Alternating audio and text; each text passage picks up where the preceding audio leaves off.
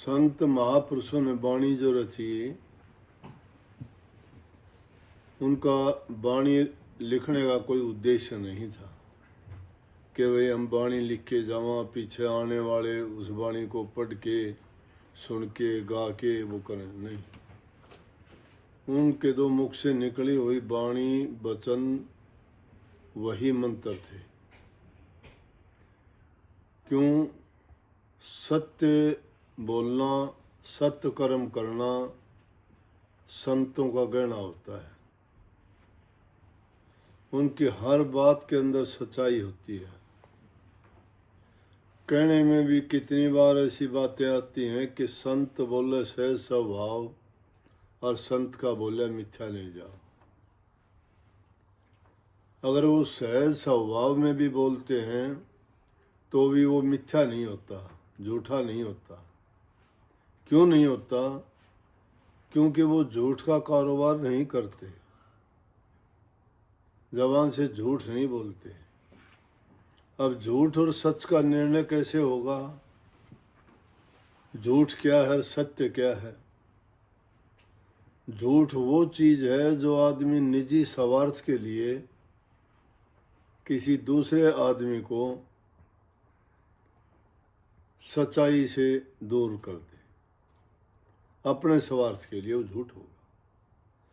लेकिन परहित के कारण अगर कोई बात कही जाए जिससे किसी इंसान की जान बचे, वो पाप और झूठ नहीं होता, क्योंकि उसमें स्वार्थ नहीं है उसका। जिस इंसान का स्वार्थ है और स्वार्थ के बस होके वो कोई काम करता है, वो झूठ है। लेकिन ऐसा झूठ जो किसी का हित करने के लिए है और जिसमें अपना स्वार्थ नहीं है, वो सत्य है। तो संत अपने हित के लिए नहीं, परहित के काम करते हैं, दूसरे के भलाई के लिए। सर्वजन हित का काम संत करते हैं। बल्कि कबीर साहब जैसे संतों ने तो बहुत ऊंची बात कही है कि तरवर सरवर संत जन चौथे वर्षे में परमार्थ के कारण ये चारों धारण दे। तरवर पेड़ को कहते हैं, सरवर तालाब को कहते हैं जिसमें पानी का भरा होता है, संत जन संतों को, और बरसात होने को मैं कहते हैं। मैं पानी, बरसात, ये पर्यायवाची है। तो कहते हैं ये चारों चीज ये परमार्थ पर उपकार के कारण, दूसरे के हित के कारण ही काम आते हैं। अपना उनका कोई स्वार्थ नहीं होता। सरवर अपना पानी नहीं पीता, तरवर अपने फल नहीं खाता, संत जनों का कोई अपना हित नहीं होता, बरसात किसी को ये देख के नहीं बरसती कि भाई किसी का भेदभाव, वो दूसरों के लिए ही ये चारों चीज काम करती हैं। तो इसलिए जो आदमी जो भी काम परहित के कारण करता है, उस बात में कभी झूठ नहीं होगी। तो जब ये बात कही कि संत अगर सहज स्वभाव में भी कोई बात बोल दे, सहज स्वभाव में बोल दे, तो भी यूं सोच लो कि वो बात सत्य होगी, झूठ नहीं है। क्योंकि उनकी वचन की कमाई की हुई होती है। आप तंत्र विद्या के बारे में सुनते हो, घबरा जाते हो, वो आदमी तांत्रिक है, उसने तंत्र विद्या सीख रखी है, पता नहीं वो क्या कर देगा। तंत्र विद्या होती है, तन की 5 मात्राएं हैं, तन मात्रा।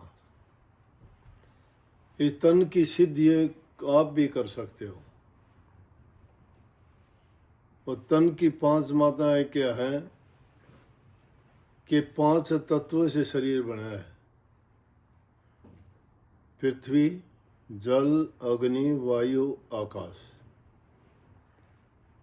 ये हमारा शरीर का ढांचा पूरा का पूरा 5 तत्व से बना है। और 3 गुणों से, इन 8 के मिलने से पूरी सृष्टि बनी है, और इन 8 के मिलने से इंसान का शरीर बना है। तो उन 5 तत्वों को जो इस शरीर से, उनको इस तंत्र विद्या को साधना हो,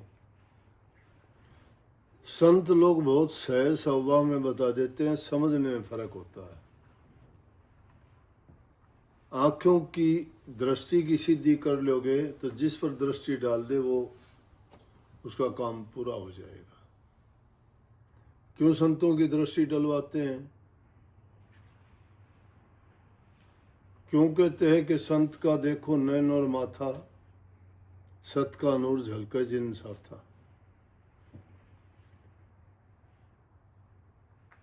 तो आंखों की सिद्धि अगर करते हो, दृष्टि की सिद्धि, दृष्टि की सिद्धि, धृतराष्ट्र जन्म से अंधा था,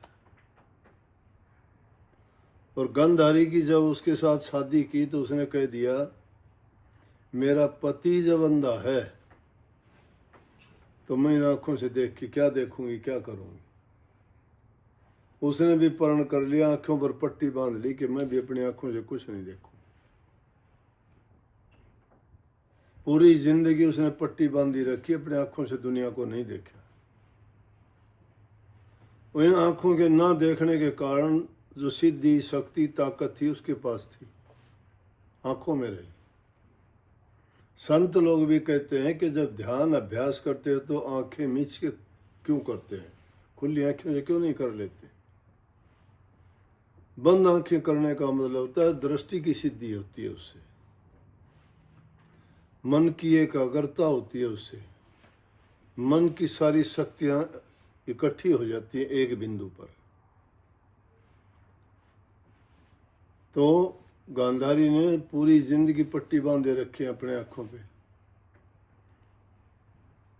जब महाभारत का युद्ध होने लगा, जब गांधारी ने दुर्योधन से कहा कि दुर्योधन तू दुष्ट आदमी है लेकिन मेरा बेटा है, तू पापी है, नेक काम नहीं करता, लेकिन मुझे मेरी संतान का मोह सताता है। मैं नहीं चाहती कि तू युद्ध में मारा जाए, मैं माँ हूं, तुझे मरता हुआ देखूंगी, मुझे बहुत दुख होगा, लेकिन मेरे पास वो शक्ति है कि मैं तेरे को वज्र का बना दूंगी कि तेरे ऊपर कोई वार, कोई भी तीर, कोई तलवार, कोई हथियार काम नहीं करेगा, तू अमर हो जाएगा। एक काम करना कि युद्ध में जाने से पहले नंगा होके आना मेरे पास, मैं एक बार पट्टी खोलूंगी, तेरे ऊपर दृष्टि डालूंगी, और मेरी दृष्टि डालने से तेरा शरीर वज्र का हो जाएगा, अमर हो जाएगा, कोई भी शस्त्र उसको छेद नहीं सकेगा, मार नहीं सकेगा आपको। जब युद्ध में जाने लगे, कृष्ण जी त्रिकालदर्शी थे, 16 कला के भरपूर थे। उन्होंने अपनी दिव्य दृष्टि से पहले जान लिया कि ये होने वाला है। वैसे तो जो रचना रची गई है उसमें तब्दीली नहीं होती, लेकिन हमें नहीं पता क्या होने वाला है, हमें दुख और पश्चाताप क्यों होता है, हमें नहीं पता कि अगले पल हमारे साथ क्या होने वाला है। अगर हमें ये पता हो कि ये 2 दिन के बाद, 10 दिन के बाद, महीने के बाद, साल के बाद ये होना है, तो हमारा जीवन खत्म है। क्यों हम ये सोच लेंगे कि 1 महीने बाद ये होना है, मैं क्यों करूं, क्या करूं, किस लिए करूं। अगर आपको पता लग जाए 5 साल के बाद मेरे साथ ये होना है, मैं क्यों करूं, ये किस लिए करूं। किसी को पता लग जाए कि 10 साल के बाद तेरा पति गुजर जाएगा, तेरा लड़का गुजर जाएगा, या तुम्हें कोई और हानि हो जाएगी, तो आदमी क्यों करेगा ये काम। वो उसे 10 साल के आने से पहले ही खत्म हो जाए। नियम बड़े सख्त नियम प्रभु ने बनाए हैं, इसलिए किसी को पता नहीं लगता। लेकिन संत, क्योंकि उन्होंने भक्ति करके अपनी शक्ति को जगा के जो प्रभु ने उसको दी है, वो शक्ति बहुत जिस प्रकार से कह देते ना 7 तालों के अंदर चीज बंद कर दी, 7 तालों के अंदर वो सूक्ष्म शक्ति हमारे अंदर भी बंद है, जिसको कण कण में मानते हो। वो प्रभु ने सारी चीज रचना करके बोला कि इंसान सब जीवों में सबसे बुद्धिमान है, बड़ा विवेकशील है, बड़ा ज्ञानवान है। प्रभु बोला मुझे ढूंढ लेगा ये, कहीं भी मुझे तलाश कर लेगा, कहाँ क्या करूं मैं। लेकिन आखिर में उन्होंने कहा कि इंसान एक ही जगह नहीं ढूंढ सकता, खुद को नहीं ढूंढेगा। इसलिए प्रभु इसके अंदर ही समा के बैठ गया। इंसान कहीं पहाड़ों में, कहीं गुफाओं में, कभी पानी में, कभी तप में, कभी यज्ञ में, कभी पूजा पाठों में ढूंढता है, अंदर में नहीं झांकता। इसलिए संतों ने कही कि तू बाहर क्यों भटकता फिरता है, अपने अंदर को खोज। लेकिन बात थी, कृष्ण जी ने पता लगा लिया कि ये होने वाला है। जो ही दुर्योधन अपनी माँ के पास जाने लगे नंगा होके, श्री कृष्ण जी रास्ते में मिल गए। कहने लगे दुर्योधन ये क्या हाल तेरा, निर्वस्त्र कहाँ जा रहा है। बोला मेरी माता ने मुझे बुलाया था, कहा था कि युद्ध से पहले तू मेरे पास आना, मैं तेरे को अमर कर दूंगी, एक बार दृष्टि डालूंगी। मेरी दृष्टि में वो शक्ति है, क्योंकि मैंने इन आँखों से कुछ नहीं देखा कभी भी पूरी जिंदगी, और तेरे ऊपर दृष्टि डालूंगी तो तेरा शरीर वज्र का हो जाएगा, कोई भी शस्त्र तुझे नहीं छेद पाएगा। बोले अरे मूर्ख, आखिर तेरी माँ है, तू दूध पीता बच्चा थोड़ा है।